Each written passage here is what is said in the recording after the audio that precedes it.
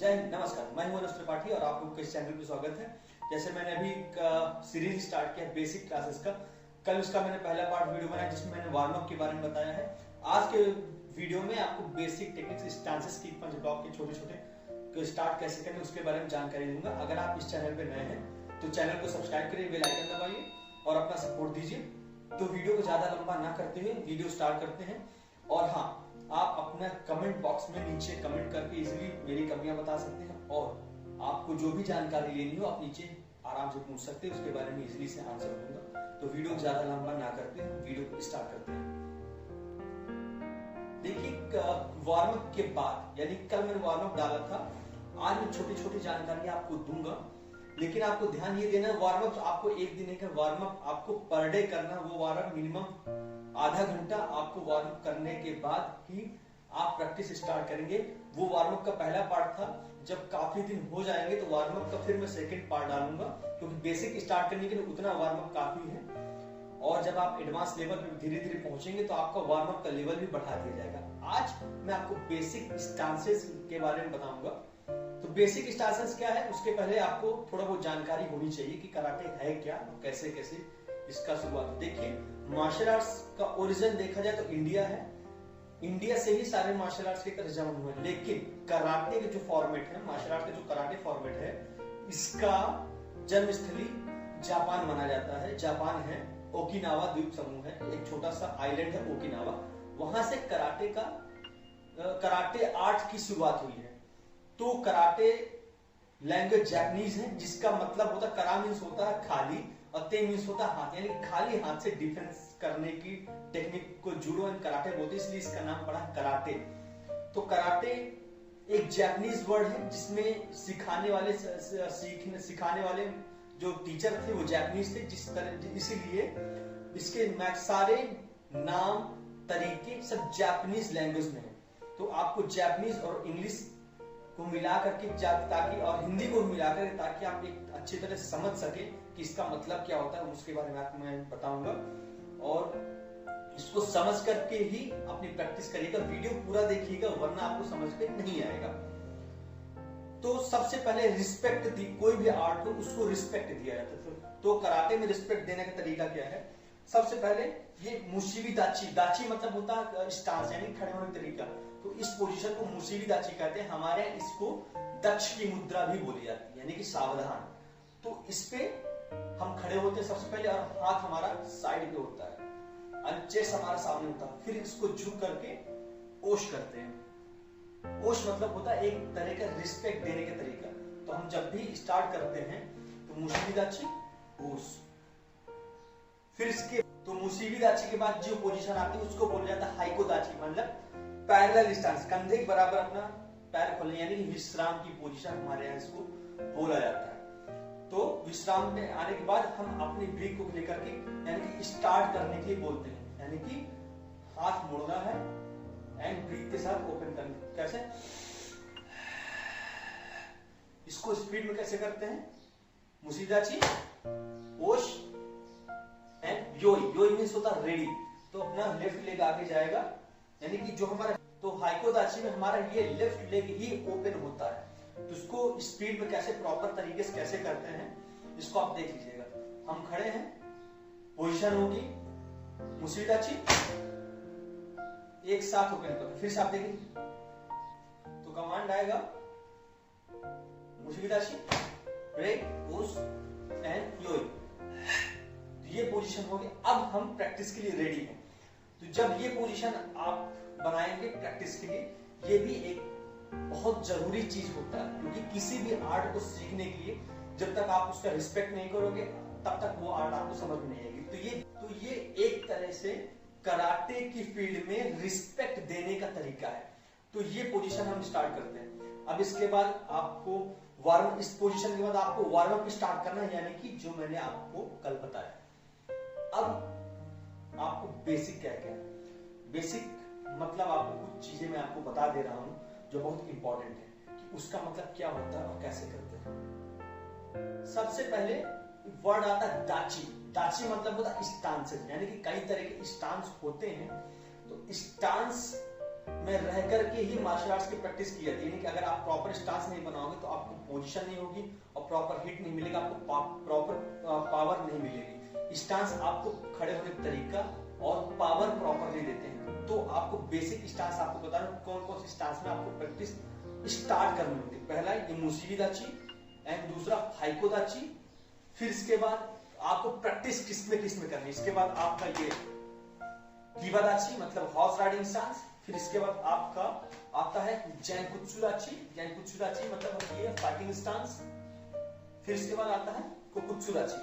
कोकुत्सु दाची ये होती है, ये होती है आपकी स्टार्ट करने के कई तरीके। तो बेसिक आपके यही स्टांस से स्टार्ट होगा, यानी कि मुसीबी दाची, दूसरा हाइको दाची, तीसरा आपका ये कीवा दाची यानी कि हॉर्स राइडिंग स्टांस, एंड फिर आपका जैनकुत्सु दाची एंड फिर कोकुत्सु दाची। ये कोकुत्सु दाची होती है, यानी कि इसको बो स्टांस भी बोलते हैं, बो स्टांस। इस दाची में अब मैं आपको वेट बता रहा हूं कि इस दाची में कितना कितना वेट होता है। इस दाची में आपका 50% दोनों पैर में वेट होगा। इस दाची में भी आपका 50% दोनों पैर में वेट होगा। इसके बाद इस दाची में आपका 50% दोनों पैर में वेट होगा। ध्यान ये होगा कि दोनों पैर के अंगूठे एक लाइन पर होने चाहिए और हमारे स्पाइन सीधा होना चाहिए। इसके बाद हमारा ये जो स्टांस होता है, इस स्टांस को जैनकुत्सु दाची बोला जाता है। आगे इसका वेट 30% होगा, 30% भी होगा, 40% भी होगा। सिचुएशन के अकॉर्डिंग वेट चेंज होता रहता है। और दूसरा हमारा जो पिछला पैर है इसमें 70% भी वेट होगा और 60% भी वेट होगा, यानी कि इसका ratio 30 to 40 and 60 to 70% weight होता है दोनों पैर में। डिफरेंट पैर का वेट आगे कम होगा और पीछे ज्यादा होता है। तो इस स्टांस को बोला जाता है जैनकुत्सु दाची। इसके बाद स्टांस आता है कोकुत्सु दाची। कोकुत्सु दाची में भी सेम जैनकुत्सु दाची की तरह ही वेट होता है, यानी कि आगे 30% वेट और पीछे 70% वेट। ध्यान ये देना, आपका ये हिल और ये अंगूठा एक लाइन पर होगा और ये ज्वाइंट आपका एंकल ज्वाइंट, आपका ये घुटना, आपका ये कमर, आपका ये शोल्डर एक लाइन पर होते हैं, तब बनता है आपका कोकुत्सु दाची। इसलिए इसको बोला था कोकुत्सु दाची। इसको बो स्टांस भी बोलते हैं। तो ये मैंने आपको कुछ बताया कराटे के बेसिक स्टांस जिसमें बच्चों को प्रैक्टिस कराया जाता है। तो ये जो छोटी सी जानकारी स्टांसेस के बारे में, अब मैं आपको बताने जा रहा हूं कुछ बेसिक पंच। पंच की वीडियो भी मैंने बना चुका हूं पिछले, डिस्क्रिप्शन बॉक्स में आपको पंच की वीडियो में डाल दूंगी। बेसिक पंच कौन कौन से हैं उसका लिंक मैं डिस्क्रिप्शन बॉक्स में डाल दिया, आप जाकर उसको चेक कर सकते हैं कि बेसिक पंच कौन से हैं और कैसे स्टार्ट करते हैं। लेकिन फिर से मैं बताऊंगा कि बेसिक पंच कैसे होते हैं। वीडियो ज्यादा लंबा हो रहा है इसलिए इसको मैं 2 पार्ट में बनाऊंगा, यानी कि अगला पार्ट भी इसको ध्यान से देखिएगा, उसमें पंच के बारे में प्रॉपर डिटेल से जानकारी मैं दूंगा। तो आपको मैंने स्टांसेस की जानकारी दे दी है, अब आपको मैं पंच और ब्लॉक की बेसिक जानकारी दूंगा। तो बच्चों को स्टार्ट करवाते हैं। ध्यान आप ये देना, घुटना आपका सीधा नहीं होगा, हल्का सा ऐसे घुटना फोल्ड होगा, ये तो आपकी घुटने में जर्क पड़ेगा और आपको प्रॉब्लम होगी। तो बच्चों को स्टार्ट कराते हैं हम पंच से। तो पंच को जापानीज में क्या बोलते हैं? जुकी। जुकी मतलब होता है पंच। तो पंच को स्टार्ट कराने के लिए सबसे पहले हम सांस खींचते हुए पंच हाथ को पीछे को ले, कैसे? फिर से देखिएगा, जब भी हम स्टार्ट करते हैं बच्चों को तो सांस के ऊपर ध्यान दें, ब्रीदिंग के साथ हम अपना पंच को पीछे ले जाते हैं। हाथ प्रॉपर पंच बांधे। फॉर्मूला नंबर 1 इसको बोलते हैं, ये 3 स्टेप में हाथ बनता है 1 2 एंड 3। आपका हाथ बन गया और ब्रीथ खींचते हुए आप अपने हाथ को पीछे ले जाएंगे, कैसे? ये तरीका है अपने हाथ को पीछे ले जाने का। फिर देखिएगा 1 2। जब बच्चा हाथ पीछे ले जाता है, इस पोजीशन को सीखना सबसे बेसिक होता है। अब बच्चों के अभी हाथ नहीं चल रहे तो उनको पंचिंग कराई जाती है। पंचिंग क्या होती है? उसको बोला जाता है नी जुकी, यानी कि दोनों हाथ को एक साथ ला करके सिर्फ हाथ चलाने की पोजीशन को नी झुकी बोलते। नी मतलब होता दो होता है, इसलिए इस दोनों पंच एक साथ आ रहे हैं, इसलिए झुकी मतलब हो गया पंच और नी मतलब हो गया दो, यानी कि दो पंच एक साथ प्रैक्टिस में रहते हैं, जिसको बोला जाता है नी झुकी। तो स्टार्ट करवाते हैं कैसे, 1 2 3 4 5। तो ये आपको नी झुकी हो गया। अब इसके बाद आपको इपान झुकी। इपान मतलब होता है सिंगल, यानी कि सिंगल, जब आपका ये रोटेशन प्रॉपर हो जाएगा तब आपको सिंगल पंच चलाना सीखना है। और स्टार्ट किधर से करते हैं, स्टार्ट हम लेफ्ट हैंड से करते हैं। जब हम अपना लेफ्ट हैंड आउट करेंगे और फिर सेम पोजीशन पे हम बच्चों को पंच कराना सीखते हैं। कैसे, स्टार्ट करते हैं 1 2 3 4। ये बेसिक पंच है, इसको बोला जाता है इपान झुकी। और किधर पोर्शन कर रहे हैं हम, चेस्ट पोर्शन कर रहे हैं। तो चेस्ट पोर्शन को चुदान बोला जाता है। 3 पार्ट में बॉडी डिवाइड है, जुदान, चुदान एंड गेदान।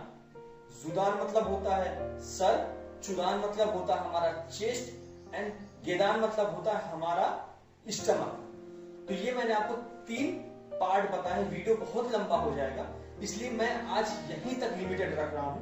पहले आप इस टास्क में खड़े होना और पंच चलाना प्रॉपर सीख लीजिए, तब जाकर मैं इसका नेक्स्ट पार्ट में आपको और पंच कैसे कैसे चलाते हैं, किस किस पार्ट में चलाते हैं, उसकी भी प्रॉपर जानकारी दूंगा। सेशन बहुत लंबा चलेगा क्योंकि आपको मैं एक एक बारीकियां से डिटेल बता करके ही मैं प्रैक्टिस करवाऊंगा। तो ध्यान से देखते हुए, समझते हुए प्रैक्टिस करिएगा। कराटे बोरिंग होता है, उसका रीजन यही है कि एक एक डिटेल्स के साथ समझाना थोड़ा सा टफ होता है, और मैं कोशिश करूंगा इसको जितना इजी हो सकेगा मैं उतना इजी बना करके आपको बताता रहूंगा। तो आपको सुदान इपान झुकी करना है, आपको प्रैक्टिस मैंने बता दिया है। ये चलता कैसे स्पीड में, 1 2 3 4 5। ये पोजीशन होता है, लेकिन स्पीड में चलाने से पहले आपको स्लो चलाना आना चाहिए। इसलिए ब्रीथ के साथ 2 3। ये पोजीशन आपको सीखनी है। कल वीडियो में मैं आपको बेसिक ब्लॉक्स बताऊंगा और भी पंच चलाने के तरीके बताऊंगा। तो वीडियो को देखने के लिए धन्यवाद, और कल इसका मैं 3rd पार्ट लेकर के आऊंगा। आप लोग अपना सपोर्ट दीजिए और ईमानदारी से प्रैक्टिस करिए, और मैं गारंटी देता हूं मेरे बताए हुए टिप्स बहुत ही अच्छे तरीके से आप लोगों को समझ में आएंगे। और अपनी सपोर्ट आप लोग हमको दीजिए ताकि मैं आप लोगों के लिए अच्छे अच्छे वीडियो बना के लाता रहूं। तब तक के लिए जय हिंद, जय भारत, ओश।